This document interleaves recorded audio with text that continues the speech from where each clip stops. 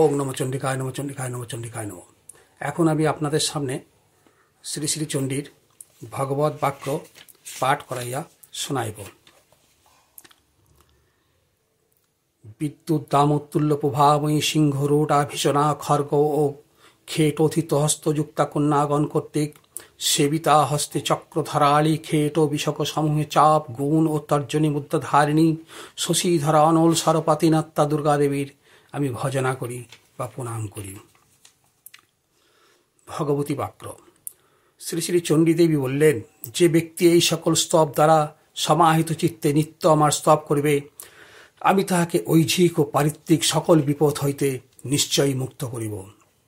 যাহারা একাগ্র চিত্তে কৃষ্ণ শুক্ল অষ্টমীর নবমী ও চতুর্দশী তিথিতে মধুকৈটববৎ মহিষাসুর বধ এবং সেইরূপ শুম্ভ নিশুম্ভ বধ ভক্তিপূর্বক পাঠ করিবে বা পাঠে অসমর্থ হইলে আমার এই উৎকৃষ্ট মহাত্মা শ্রবণ করিবে, তাহাদের কোনো পাপ থাকিবে না এবং পাপজনিত বিপদ দারিদ্র প্রিয় বিয়োগ হইবে না।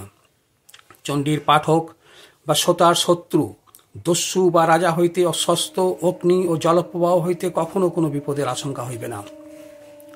অতএব আমার এই মাহাত্ম্য সমাহিত চিত্তে নিত্য ভক্তিপূর্বক পাঠ বা শ্রবণ করা কর্তব্য, কারণ তা অতিশয় মঙ্গলজনক। আমার মাহাত্ম্য মহা আমারই জনিত সর্বপ্রকার উপদ্রব এবং আধ্যাত্মিক আদি ভৌতিক ও আদি দৈবিক এই ত্রিবিধ উৎপাত নিবারণ করে।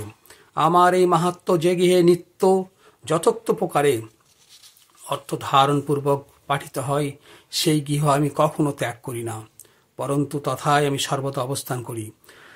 বলিদানে দেবতার পূজায় যজ্ঞ হোমাদিতে এবং পুত্রজন্ম বিবাহাদি মহোৎসবে আমার এই মাহাত্ম্য সম্পূর্ণরূপে পাঠ ও শ্রবণ করা অবশ্য কর্তব্য। আমার মাহাত্ম্য পাঠের পর বিধিপূর্বক বা অবিধিপূর্বক অনুষ্ঠিত বলিদান সহকারে পূজা এবং আমার উদ্দেশ্যে অনুষ্ঠিত হোমাদি আমি প্রীতিপূর্বক গ্রহণ করি। শরৎকালে যে বাৎসরিক দুর্গাপুজো অনুষ্ঠিত হয়, তাহাতে আমার এই মাহাত্ম্য ভক্তিপূর্বক শ্রবণ করিলে মানুষ আমার কৃপায় নিরাপদে ধনধান্য পুত্রাদি লাভে সমর্থ হইবে, সন্দেহ নাই। আমার এই মাহাত্ম্য কথা এবং ব্রাহ্মী প্রবৃত্তি রূপে আমার স্বভাব বিভাব বৃত্তান্ত এবং সকল যুদ্ধে আমার অমিত বিক্রমের বিষয় শ্রবণ করিয়া মানুষ ভয়মুক্ত হয়। যাহারা আমার এই মাহাত্ম্য শ্রবণ করে, তাহাদের শত্রুকুল ধ্বংস হয়, কল্যাণ লাভ হয় এবং বংশের উন্নতি হয়। সকল প্রকার শান্তিকর্মে দুঃস্বপ্ন দর্শনে কিংবা গ্রহপেরা সময়ে আমার মহামন্ত্র পাঠ শ্রবণ করিবে। এই মহামন্ত্র পাঠে বা শ্রবণে রোগাদি উৎসর্গ ও গ্রহজনিত দারুণ ক্লেশ বিনষ্ট হয় এবং মানুষ্য কর্তৃক দুষ্ট দুঃস্বপ্ন সুস্বপ্নে পরিণত হয়, অর্থাৎ দুঃস্বপ্ন কুফল প্রদান না করিয়া সুফল প্রদান করে। আমার এই মাহাত্ম্য পাঠে বা শ্রবণে ডাকিনী ও পুতানা আদির বাল গ্রহ দ্বারা আক্রান্ত শিশুগণের শান্তি লাভ হয় এবং মানুষের বন্ধু বিচ্ছেদে উত্তম রূপে পুনর্মিলন সৌহার্দ্য স্থাপিত হয়। আমার এই মাহাত্ম্য সমূহ দুর্বৃত্তগণের বলনাশ করে এবং কেবলমাত্র এই সকলের পাঠ দ্বারাই রক্ষ ভূত ও পিশাচরণ অপসৃত হয়। আমার এই মাহাত্ম্য সম্পূর্ণ পাঠ বা শ্রবণ করিলে পাঠক বা শ্রোতা আমার সান্নিধ্য লাভ করে।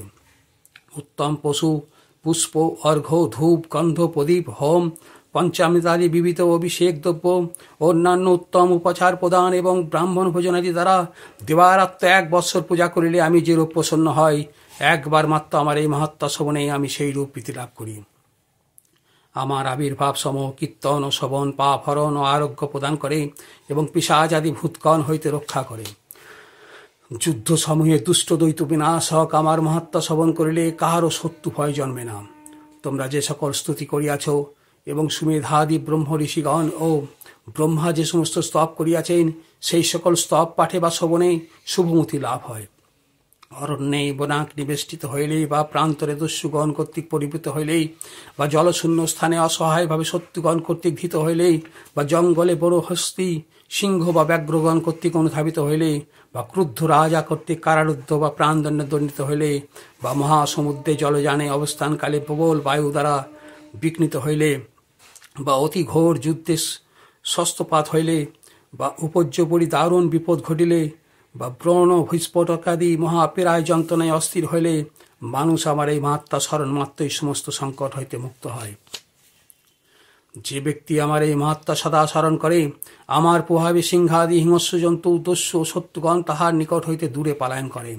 মেধাঋষি বলিলেন, এই বলিয়া ভীষণ বিক্রমশালিনী ভগবতী চণ্ডিকা দর্শনকারী দেবতাগণের সম্মুখে অন্ত্রিতা হইলেন। শত্রুগণ বিনষ্ট হইলে দেবতাগণ নির্ভয়ে পূর্ববৎ স্ব অধিকার গ্রহণপূর্বক যজ্ঞভাগ ভোগ করিয়া কার্য করিতে লাগিলেন। অতি উগ্র তুল শক্তি তিলক বিনাশী মহাবীর দেব শত্রুদয় শম্ভ নিশম্ভ দেবী কর্তৃক যুদ্ধে নিহত হইলে অবশিষ্ট অসুরগণ প্রাণ ভয়ে পাতালে প্রবেশ করিল। হে ভূপ, সেই ভগবতী দেবী নিত্য হইয়াও পুনঃ পুনঃ এইরূপে আবির্ভূত হইয়া জগতের পরিপালন করেন। সেই দেবী এই বিশ্ব সৃষ্টি করেন ও তাহার দ্বারাই জগৎ মায়া মুক্ত হয়। তাহাকে নিষ্কামভাবে আরাধনা করিলে তিনি অযাচিতভাবে তত্ত্বজ্ঞান দান করেন এবং তাহাকে সকাম উপাসনা দ্বারা পরিতুষ্টা করিলে তিনি ঐশ্বর্য প্রদান করেন। হে নরেশ্বর, প্রলয়কালে সেই দেবী মহাকালী মহামারী রূপে সমগ্র বিশ্ব পরিব্যাপ্ত করেন।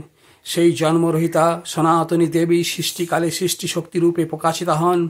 তিনি স্থিতিসময়ে স্থিতিশক্তি রূপে পালন করেন এবং তিনি প্রলয়কালে সংহার রূপা ধারণ করেন। তিনি সুসময়ে লক্ষ্মীরূপে সুখ সমৃদ্ধি দান করেন এবং তিনি আবার দুঃসময়ে অলক্ষ্মীরূপে বিনাশাত্ম দুঃখ দারিদ্র্য দান করেন। গন্ধপুষ্প ধূপা আদি উপাচারে দেবীর পূজা ও স্তব করলে তিনি ধন পুত্রাদি ধর্মেমতি ও শুভগতি প্রদান করেন। ইতি ভগবত পাঠ্য সমাপ্ত হল। আপনারা দয়া করে সাবস্ক্রাইব করবেন, তাহলে পরে ভিডিওগুলো পেয়ে যাবেন। ওং তৎসৎ, ওং তৎসৎ, ওং তৎসৎ।